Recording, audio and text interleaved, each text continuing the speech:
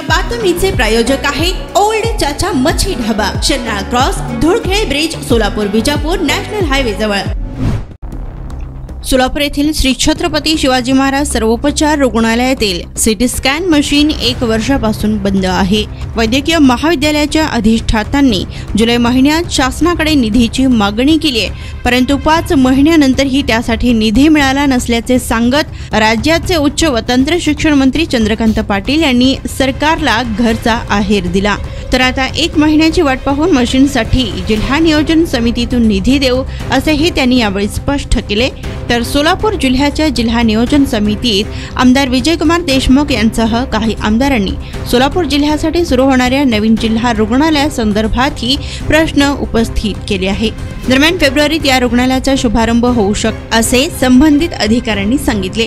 तर लिफ्ट फर्निचरची कामे सध्या सुरू असल्याचेही यावेळी सांगण्यात आलं।